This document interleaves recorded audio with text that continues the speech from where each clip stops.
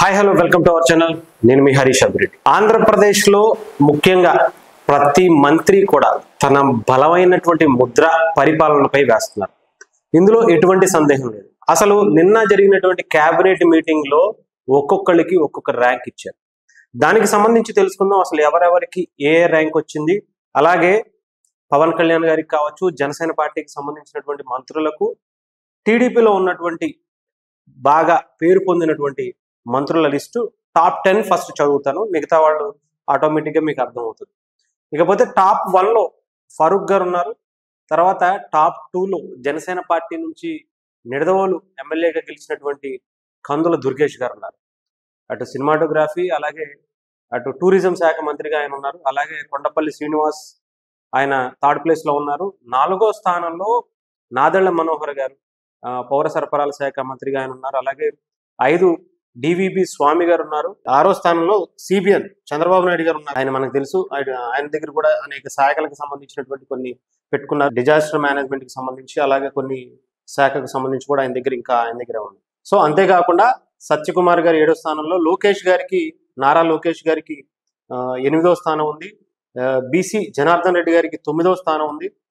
10వ స్థానంలో జనసేన అధినేత పవన్ కళ్యాణ్ గారు ఉన్నారు. లాస్ట్ 24 మంత్రుల శాఖలో 24 మంత్రుల్లో 24వ స్థానంలో వాసంశెట్టి సుభాష్ గారు అయితే ఉన్నారు. ఇకపోతే 20వ స్థానంలో హోమ్ మినిస్టర్ అనిత గారు ఉన్నారు. 22వ స్థానంలో నిమ్మల రామానాయుడు గారు ఉన్నారు. నిమ్మల రామానాయుడు గారు కూడా ఏమి కాదు, లేకపోతే వంగలపూడి అనిత గారు ఏమీ తక్కువ కాదు. ఎందుకంటే చాలా ఫైల్స్ అనేవి ఎక్కువ ఉంటాయి. ముఖ్యంగా నిమ్మల రామానాయుడు గారి శాఖకి సంబంధించి, నీటిపారుదల శాఖకి సంబంధించి చాలా భారీగా ఫైల్స్ ఉంటాం. అవన్నీ వెంటనే క్లియర్ చేయడానికి అవ్వదు. కొన్ని కోర్టు కేసుల్లో ఉంటాయి, ఇంకొకటి ఉంటాయి. దానికి సంబంధించినటువంటి చాలా ఫైల్స్ అనేవి ఒక్కొక్క మండలానికి సంబంధించి కొన్ని వందల ఫైల్స్ వస్తూ ఉంటాయి. సో అవన్నీ క్లియర్ చేయాలంటే చాలా టైం పడుతుంది. అలా అని చెప్పి వాళ్ళని తక్కువ అంచనా వేయటం అనేది కరెక్ట్ కాదు. ఇకపోతే కందుల దుర్గేష్ గారికి సంబంధించి ఉన్నటువంటి అటు సినిమాటోగ్రఫీకి సంబంధించి కావచ్చు, అలాగే అటు టూరిజం శాఖకి సంబంధించి కావచ్చు, ఆయన ఎప్పటికప్పుడు క్లియర్ చేసుకుంటున్నారు అన్న దానికి చాలా బలమైన ముద్ర దీంట్లో వేసుకుంటున్నారు అనడానికి ఈ రెండవ ఆయనకి పొజిషన్ రావడం అనేది మనం చూడొచ్చు. ఇకపోతే పవన్ కళ్యాణ్ గారికి ఏంటి, టాప్ 10లో టాప్ 10 వచ్చింది అని చెప్పి చాలా మంది. దాదాపు పంచాయతీరాజ్ శాఖ మంత్రిగా ఆయనకి కొన్ని వేల ఫైల్స్, ఇవన్నీ కూడా క్లియర్ చేయాలంటే ఆషామాషి విషయం కాదు. చాలా అటు నీటి దగ్గర నుంచి, డ్రైనేజీల నుంచి, రోడ్ల నుంచి, ఇళ్ల పట్టాల నుంచి అనేకమైనటువంటి పనులు పంచాయతీరాజ్ శాఖలో నిజంగా తీరిక లేకుండా కూడా 24 గంటలు పనిచేసినా కూడా ఆ శాఖకు సంబంధించిన ఫైల్స్ క్లియర్ చేయడం అనేది ఇంపాసిబుల్. వీటిల్లో మళ్ళీ చెప్తున్నా కదా, కొన్ని కోర్టుల్లో ఉంటాయి, కొన్ని వేరే వాళ్ళతో మాట్లాడాల్సినటువంటి పరిస్థితి ఉంటుంది, కొన్ని వేరే పర్మిషన్స్ తీసుకోవాల్సినటువంటి అవసరాలు ఉంటాయి. ఇవన్నీ కూడా చేసుకోవాల్సినటువంటి పరిస్థితి ఉంటుంది. అలాగే చంద్రబాబు నాయుడు గారికి కావచ్చు, లోకేష్ గారికి కావచ్చు, వీళ్ళు కూడా చాలా అద్భుతమైనటువంటి పనితీరును కనబరిచి ఈసారి టాప్ 10లో నిలిచారు అంటే వాళ్ళ ర్యాంకులు ఏంటి అనేది అర్థం చేసుకోవచ్చు. అంటే ఇక్కడ వంగలపూడి అనిత గారికి మనకు తెలుసు, హోమ్ మినిస్టర్గా ఉన్నారు. హోమ్ మినిస్టర్గా ఆమె శాఖకి సంబంధించి 20వ స్థానం రావడం అనేది కూడా ఏం తక్కువ విషయం కాదు. హోమ్ మినిస్టర్గా అటు పోలీసు బదిలీలు కావచ్చు, ఏ డిపార్ట్మెంట్ లో ఎంతెంతమంది రిక్రూట్మెంట్స్ కావచ్చు, అక్కడ అవసరాలు కావచ్చు, చాలా ఉంటాయి. పోలీస్ స్టేషన్ల నిర్మాణం కావచ్చు, క్వార్టర్స్ నిర్మాణం కావచ్చు, అనేక సమస్యలకు సంబంధించినటువంటి ఫైల్స్ వాళ్ళ దగ్గర ఉంటాయి. అవన్నీ క్లియర్ చేయాలంటే ఫస్ట్ డబ్బు కావాలి.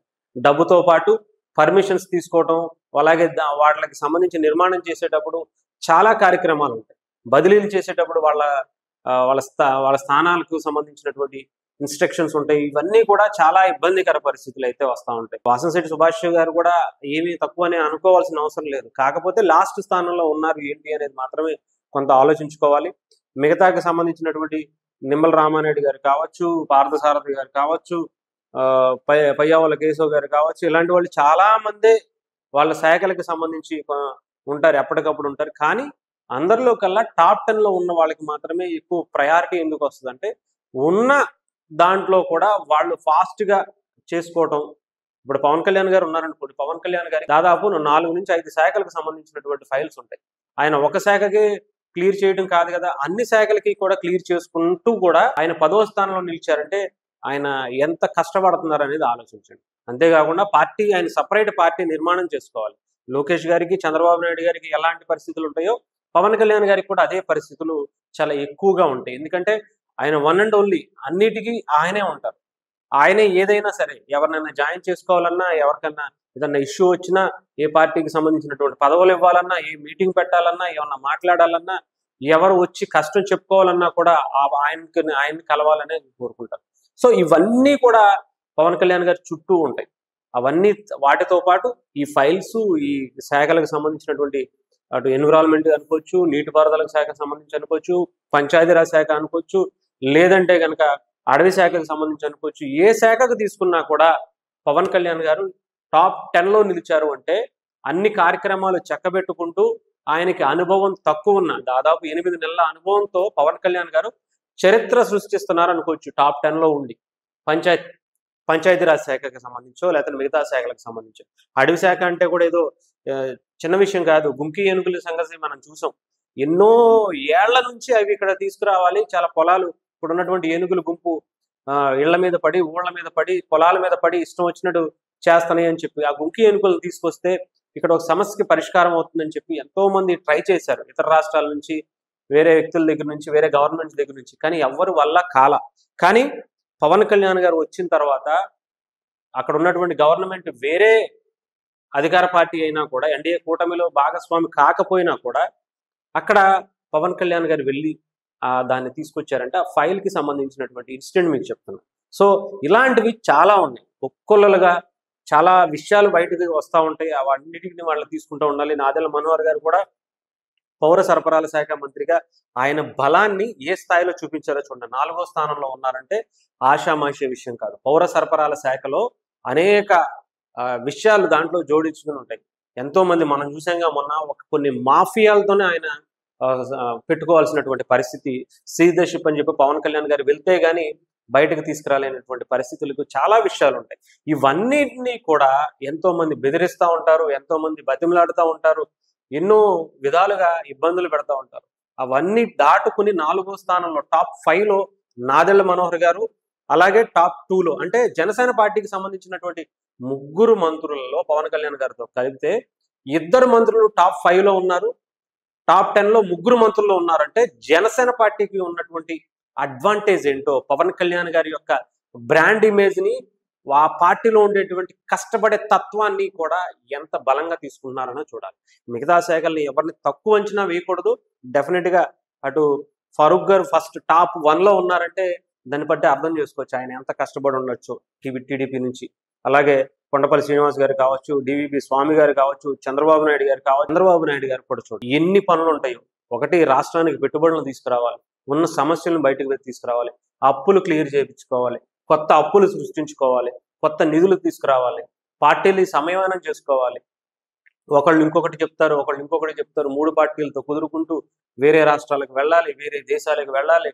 ఇవన్నీ కూడా చంద్రబాబు నాయుడు గారు చూసుకుంటూ ఆయన శాఖకు సంబంధించినటువంటి డిజాస్టర్ మేనేజ్మెంట్ ఆయన దగ్గరే ఉంది కాబట్టి దాన్ని మనం చూసాం మొన్న విజయవాడ వరదలు వచ్చినప్పుడు. ఇలాంటి కార్యక్రమాలు ఒక్కొల్లలుగా ఎన్నో విధాల అవరోధాలు, అడ్డంకులను దాటుకుని ఈసారి టాప్ 10లో వీళ్ళందరూ నిలిచారంటే ఎవరికి ఎవరు తీసిపోయినటువంటి పనితీరుని ఆంధ్రప్రదేశ్లో చంద్రబాబు నాయుడు గారి నాయకత్వంలో పనిచేస్తున్నారంటే అర్థం చేసుకోండి.